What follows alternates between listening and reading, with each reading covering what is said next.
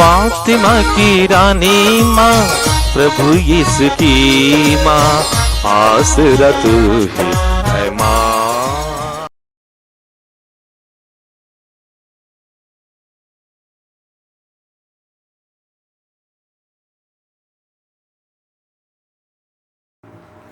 पहला पाठ नबी आमोस का ग्रंथ, अध्याय 7, पद संख्याएं 12 से 15 तक। बेतेल के याजक अमस्याह ने आमोस से कहा, ए नबी, यहाँ से चले जाओ, यूदा के देश भाग जाओ, वहाँ भविष्यवाणी करते हुए अपनी जीविका चलाओ। बेतेल में भविष्यवाणी करना बंद कर दो, क्योंकि यह तो राजकीय पुण्य स्थान है, यह राज मंदिर है।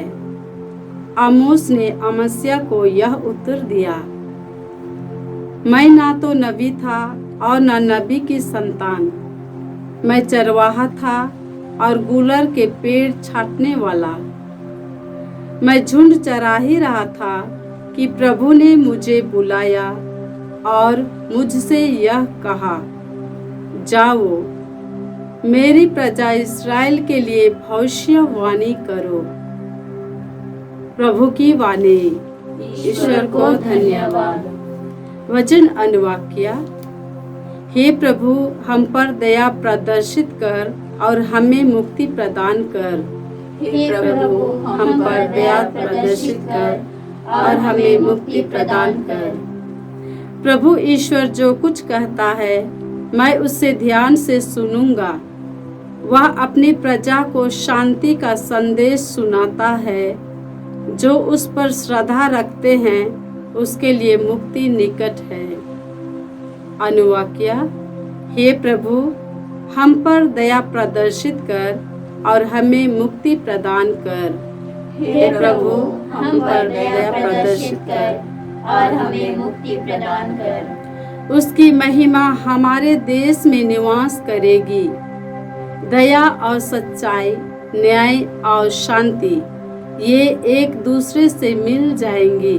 सच्चाई पृथ्वी पर पनपने लगेगी और न्याय स्वर्ग से हम पर दया दृष्टि करेगा।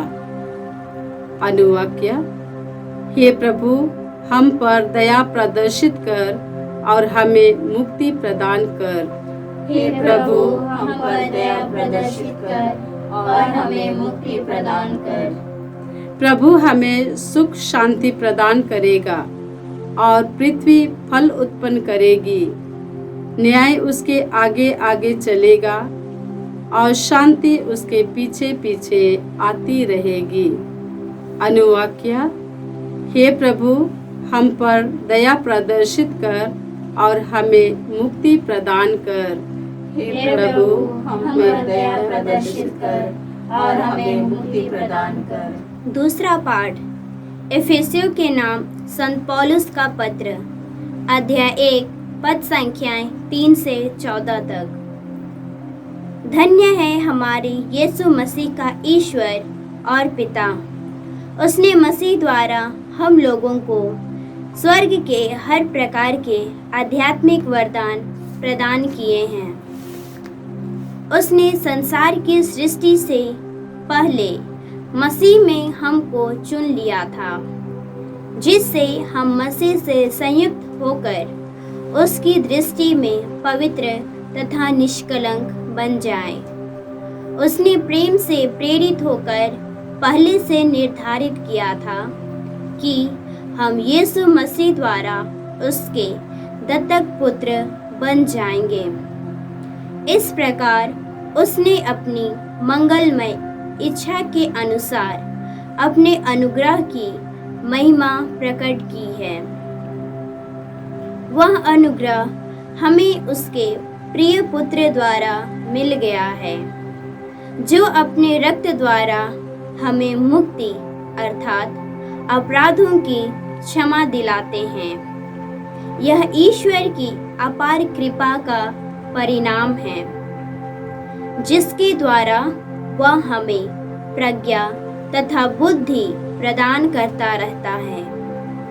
उसने अपनी मंगलमय इच्छा के अनुसार निश्चय किया था कि समय पूरा हो जाने पर वह स्वर्ग तथा पृथ्वी में जो कुछ है वह सब मसीह के अधीन कर एकता में बांध देगा।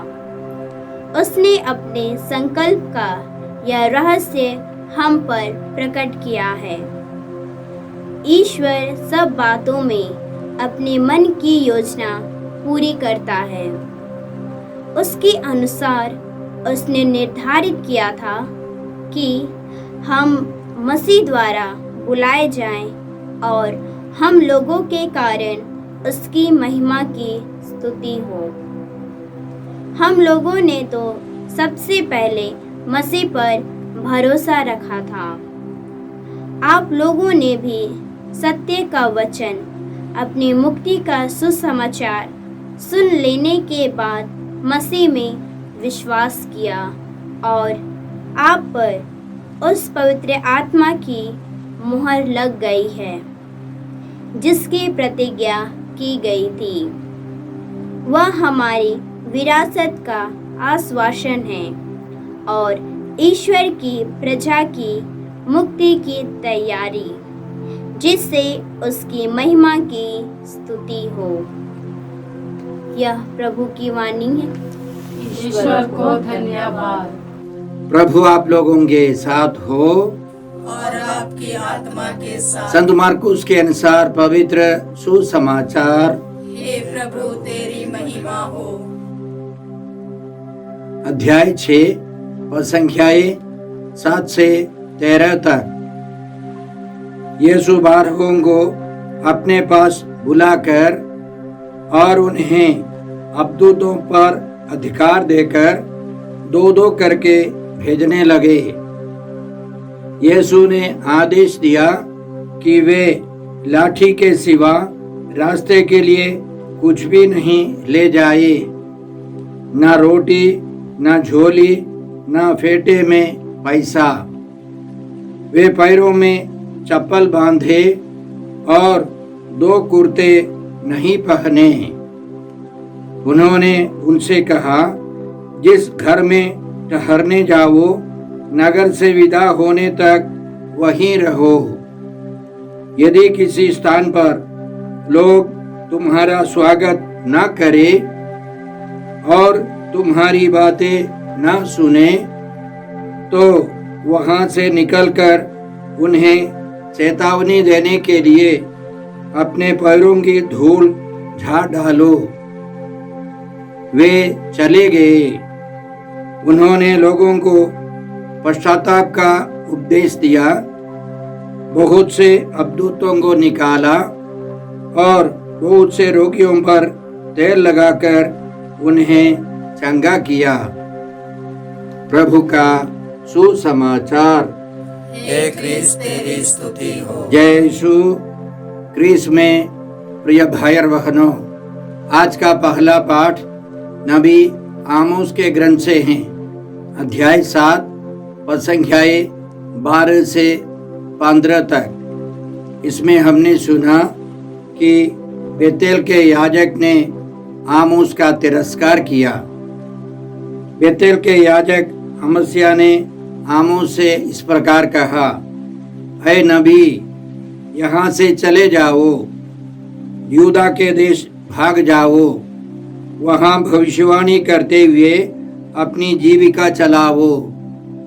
बेतेल में भविष्यवाणी करना बंद कर दो, क्योंकि यह तो राजकीय पुण्य स्थान है, यह राज मंदिर है।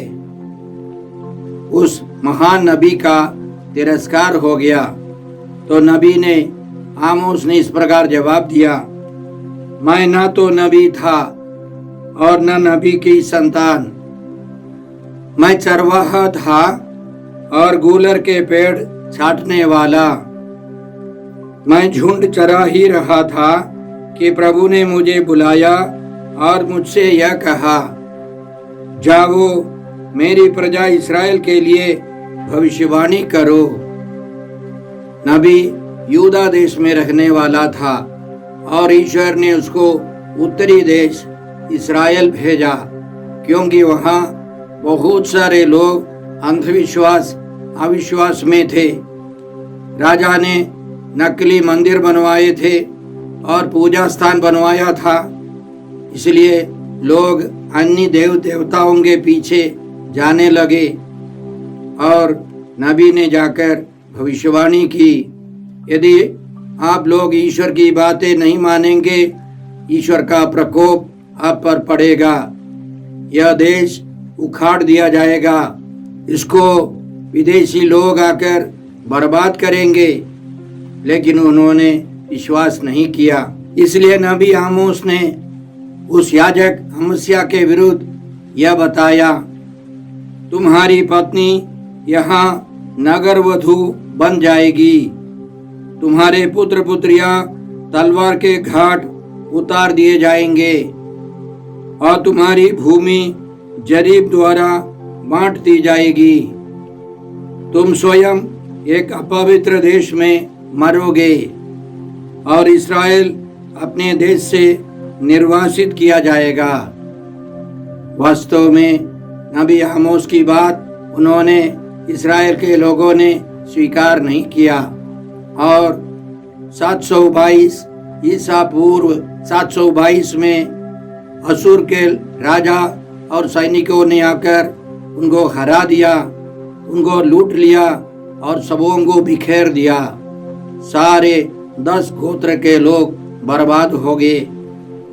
इसी तरह हम लोग इतिहास में देखते हैं कि जब कभी ईश्वर किसी को चेतावनी देता है, अक्सर ऐसा व्यक्ति स्वीकार नहीं करता है या देश स्वीकार नहीं करता है। उदाहरण के लिए माता मरियम ने अफ्रीका के रुवांडा देश में दर्शन दिए, कुछ हाई स्कूल के बच्चे बच्चियों को दर्शन दिए और सबसे पहली बार 28 नवंबर 1981 में हाई स्कूल की एक लड़की को माता मरियम ने दर्शन दिए। उनका संदेश यह था, पश्चाताप करो, प्रार्थना करो, तपस्या करो। यदि विश्वास नहीं करोगे तो सारा देश बर्बाद हो जाएगा। दुख के बिना कोई स्वर्ग नहीं जा सकता। लेकिन वहाँ के लोगों ने, राष्ट्र नेताओं ने और कलीसिया के नेताओं ने, विश्वासियों ने इन संदेशों पर विश्वास नहीं किया। अप्रैल से जुलाई तक 1994 में हुटू गोत्र के लोगों ने टूटसी गोत्र के लोगों को बुरी तरह मार डाला। लाखों लोग मारे गए, लाश पर लाशें। और माता मरियम की बात मानने वाले कुछ लोग बच गए। भाई और बहनों, यह मनुष्य की प्रवृत्ति है। हमारे जीवन में ईश्वर का वचन है, कलीसिया के नियम है और समय समय पर हमारे अधिकारी लोग हमको मार्गदर्शन देते हैं। हमारा मार्गदर्शन कर ईश्वर की प्रजा बनाने के लिए प्रयास करते हैं। बहुत सारे लोग विश्वास नहीं करते हैं। इसका नतीजा यह है कि हम बाहर चारों तरफ इतने अन्याय अत्याचार देखते हैं। इसलिए आज के भजन में, भजन नंबर 85 में हम लोग इस प्रकार देखते हैं, प्रभु ईश्वर जो कुछ कहता है मैं उसे ध्यान से सुनूंगा। वह अपनी प्रजा को शांति का संदेश सुनाता है। जो उस पर श्रद्धा रखते हैं उनके लिए मुक्ति निकट है। यह हमारे जीवन में लागू हो। हम ईश्वर के वचन के अनुसार, कलीसिया के नियमों के अनुसार जीवन बिताए, शांति का जीवन बिताए। क्रिस में प्रिय भाई और बहनों, रविवार के दिन पवित्र कलीसिया हमें 3 पाठ देती है। सुसमाचार के बाद हमें क्या करना है, कैसे जीवन बिताना है, यह समझाने के लिए कलीसिया दूसरा पाठ देती है। इसलिए हम आज के सुसमाचार पर मनन करें। इस अध्याय की शुरुआत में हम देखते हैं कि यीशु के इलाके के लोगों ने प्रभु यीशु में विश्वास नहीं किया। बहुत सारे लोगों ने उनका तिरस्कार किया, लेकिन प्रभु यीशु हार मानने वाले नहीं है। उनका एक लक्ष्य है, सुसमाचार का प्रचार करना है, अबदूतों को निकालना है, रोगियों को चंगा करना है। इसलिए वे और उत्साह के साथ 6 गांवों में 12 शिष्यों को 2-2 करके भेज रहे हैं। हम प्रभु यीशु से क्या सीख सकते हैं? अक्सर हमारे जीवन में जब पराजय आती है, तिरस्कार आता है, दुख आता है, तो हम निराश हो जाते हैं, हम हार कर बैठ जाते हैं, हमारे कार्यक्रमों को बंद करते हैं। निरुत्साह होकर हम पराजय को स्वीकार करते हैं। प्रभु यीशु हार मानने वाले नहीं है। हम उनसे सीखे, जब कभी पराजय आती है, प्रभु पर भरोसा रखकर और उत्साह के साथ हमें प्रयास करना है।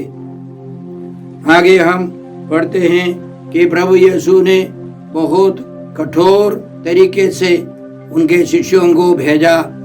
उनका कहना है, रास्ते के लिए कुछ भी नहीं ले जाए, ना रोटी, ना झोली, ना फेटे में पैसा। यह पहली बार है। इसके पहले उनके शिष्य लोग यीशु के साथ रहकर सीख रहे थे। अब वे प्रेरित हैं, उनको यीशु भेज रहे हैं। पहला प्रशिक्षण है, एक प्रेरित कुछ कठोर तपस्या करके आगे बढ़े। और संत मार्कुस लिखते हैं, वे पैरों में चप्पल बांधे और 2 कुर्ते नहीं पहने। अक्सर यहूदी लोग 2 कुर्ते ले जाते थे। एक कुर्ता सब्त के दिन, प्रभु के दिन पहनने के लिए है। अब यीशु के शिष्य लोग केवल एक कुर्ता ले जाए, उसको धो करके पहनना पड़ेगा। इतना स्ट्रिक्ट नियम है ताकि वे उत्साह के साथ आगे बढ़े, कठिनाइयों का सामना करे। अब प्रभु यीशु यह आदेश देते हैं, जिस घर में ठहरने जाओ, नगर से विदा होने तक वहीं रहो। घर पर घर बदलते नहीं रहना है। यदि किसी स्थान पर लोग तुम्हारा स्वागत ना करे और तुम्हारी बातें ना सुने, तो वहां से निकलने पर उन्हें चेतावनी देने के लिए अपने पैरों की धूल झाड़ दो। यहूदी लोग अन्य इलाके से गुजरने के बाद अपने एरिया में आने पर अपने पैरों की धूल झाड़ देते थे। वे पवित्र रहना चाहते थे। यीशु यह सिखाते हैं, जब लोग यीशु के वचन का तिरस्कार करते हैं, उनकी चेतावनी के लिए। उसका मतलब यह भी हो सकता है, आपको जो तिरस्कार मिलता है वो पैर की धूल की समान है, उसको नगण्य समझना है। हम पैर की धूल पर ध्यान नहीं देते हैं। हमें तिरस्कार को उसी मनोभाव से स्वीकार करना है। और हमने यह सुना कि यीशु के शिष्यों ने जाकर पश्चाताप का उपदेश दिया, रोगियों को चंगा किया और अबदूतों को निकाला, तेल मलकर रोगियों को चंगा किया। तो आज के सुसमाचार में सबसे महत्वपूर्ण बात क्या है? हर एक प्रेरित, हर एक शिष्य, यीशु के भक्त कहीं पर भी जाए, शैतान पर अधिकार प्रभु यीशु ने दिया है। संत यूहन्ना अपने पहले पत्र अध्याय 5 पद संख्या 19 में कहते हैं, हम जानते हैं कि हम ईश्वर के हैं, बल्कि समस्त संसार शैतान के वश में है, दुष्ट के वश में है। इसलिए संत पौलुस एफेसियों के नाम पत्र अध्याय 6 में हमको समझाते हैं कि हमें शैतान का सामना करना है। इसलिए हमको ईश्वर के अस्त्र शस्त्र धारण कर इस संघर्ष में, युद्ध में प्रवेश करना है। आप ईश्वर के अस्त्र शस्त्र धारण करें, जिससे आप शैतान की धूर्तता सामना करने में समर्थ हो। क्या क्या अस्त्र शस्त्र?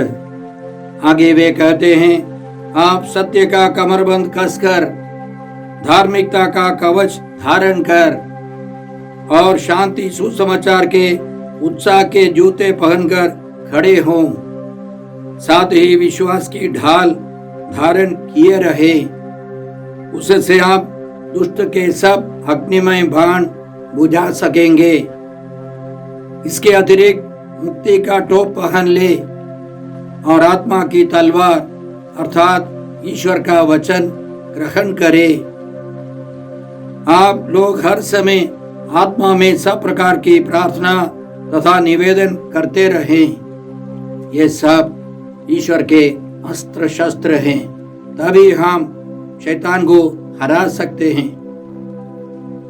बाइबल पंडितों के अनुसार उत्पत्ति ग्रंथ अध्याय 3 पद संख्या 15 में ईश्वर का वादा है कि हेवा की संतान, हेवा का पुत्र, हेवा की पुत्री, हेवा के बच्चे सब मिलकर के शैतान को लड़ना है। माता मरियम के बच्चे, माता मरियम और प्रभु यीशु सब मिलकर के शैतान के सिर को इस संसार के अंत तक कुचल देना है, शैतान को परास्त करना है। पहली बाइबल इब्रानी भाषा में लिखी गई थी और उसमें हेवा की संतान शब्द का प्रयोग था। बाद में यूनानी भाषा में उसका अनुवाद हुआ। अनुवादक ने लिखा हेवा का बेटा, माने प्रभु यीशु क्रिस्त शैतान का सिर कुचल देंगे। बाद में लतीनी भाषा में संत जेरोम ने अनुवाद किया तो उन्होंने लिखा हेवा की बेटी, माने माता मरियम शैतान का सिर कुचल देगी। अब कलीसिया के अधिकारीगण, बाइबल के पंडित लोग हमको समझाते हैं ये तीनों सही है। हेवा की संतान, हेवा की बेटी, हेवा का पुत्र यीशु मसीह, हम सब मिलकर शैतान से लड़ते रहेंगे। यह राज्य, यह संसार ईश्वर का राज्य बने तब तक हमें संघर्ष करना है। इसलिए पवित्र कलीसिया ने हमें एफेसियों का नाम पत्र अध्याय 1 पद संख्याएं 3 से 14 तक हमें दिया है ताकि हम उन पर मनन करें और उनके अनुसार जीवन बिताए। सबसे पहले हमने सुना कि ईश्वर ने एक योजना बनाई है। यह मुक्ति की योजना है। यह संसार की सृष्टि से पहले ही ईश्वर ने बनाई थी। उस योजना के अनुसार ईश्वर ने इस सारे ब्रह्मांड को बनाया और सबसे अंतिम में मनुष्य को भेजा है इस दुनिया में, और ईश्वर ने हमको चुना है। इस संसार की सृष्टि से पहले ही ईश्वर ने यीशु मसीह में हमको चुना, इससे हम मसीह से संयुक्त होकर उसकी दृष्टि में पवित्र तथा निष्कलंक बने। ईश्वर ने प्रेम से प्रेरित होकर आदि में ही निर्धारित किया कि हम यीशु मसीह के द्वारा उसके दत्तक पुत्र पुत्रियां बनेंगे। तो ईश्वर ने हमको चुना, प्रभु यीशु ने हमको गोद लिया है। और पवित्र आत्मा के बारे में हम लोग पढ़ते हैं इसके अंतिम में, आप लोगों ने भी सत्य का वचन, अपनी मुक्ति का सुसमाचार सुनने के बाद मसीह में विश्वास किया है और आप पर उस पवित्र आत्मा की मुहर लग गई। ईश्वर पिता ईश्वर हमको चुनता है। प्रभु यीशु हमको अपने दत्तक पुत्र बनाते हैं, पुत्रियां बनाते हैं। पवित्र आत्मा हमारे ऊपर मुहर लगाता है। पिता ईश्वर, प्रभु यीशु और पवित्र आत्मा की महान भूमिका है। यह उनकी इच्छा है, उनकी योजना है कि हम यीशु मसीह के द्वारा ईश्वर की संतान का जीवन बिताए। और हमने यह सुना, प्रभु यीशु अपने रक्त के द्वारा हमें मुक्ति अर्थात अपराधों की क्षमा दिलाते हैं। यह ईश्वर की अपार कृपा का परिणाम है। हम कितने सौभाग्यशाली हैं कि हम ईश्वर की इच्छा और योजना के अनुसार ईश्वर के परिवार के सदस्य बन जा सकते हैं। हमको मालूम है हम मनुष्य बनकर इस दुनिया में आए। ईश्वर ने हमको मनुष्य के रूप में इस दुनिया में भेजा है। हमारी आयु की अवधि 70 बरस है। स्वास्थ्य अच्छा है तो 80 बरस, 80, 85 के बाद या 100 के बाद हमको लौट जाना है। कुरिन्थियों के नाम पहले पत्र अध्याय 15 में हम पढ़ते हैं, निरा मनुष्य स्वर्ग नहीं जा सकता है, केवल ईश्वर की संतान। कौन हमको ईश्वर की संतान बनाते हैं? प्रभु यीशु मसीह अपने शरीर और लहू के द्वारा हम ईश्वर की संतान बन जाते हैं। इसलिए इब्रानियों के नाम पत्र अध्याय 10 में हम लोग पढ़ते हैं, ईसा मसीह के शरीर के एक ही बार बलि चढ़ाए जाने के कारण हम ईश्वर की इच्छा के अनुसार पवित्र किए गए हैं। पद संख्या 19 में हम लोग पढ़ते हैं, भाइयों, ईसा का रक्त हमें निर्भय होकर परम पावन मंदिर गर्भ में प्रवेश करने का आश्वासन देता है। हम यीशु मसीह के द्वारा ईश्वर के परिवार के सदस्य बन जाते हैं। हमें सदस्य बनना है। हम यह कृपा मांगते हैं कि हम ईश्वर की योजना के अनुसार प्रभु यीशु की कृपा से, पवित्र आत्मा की सौभाग्यता से ईश्वर की संतान का जीवन बिताए। हे अब्बा पिता, हे प्रभु यीशु, हे पवित्र आत्मा ईश्वर, आज के सारे पवित्र वचनों के लिए हम तुझे धन्यवाद देते हैं और तुझसे प्रार्थना करते हैं कि हम तेरी संतान का जीवन बिता सके। शैतान के राज्य को समाप्त करने के लिए हम भरसक प्रयास करते रहें। हम यह प्रार्थना करते हैं प्रभु क्रिस्त के द्वारा। हमारे प्रभु यीशु क्रिस्त की कृपा, ईश्वर का प्रेम और पवित्र आत्मा का साहचर्य आप सबों को प्राप्त हो। आमीन।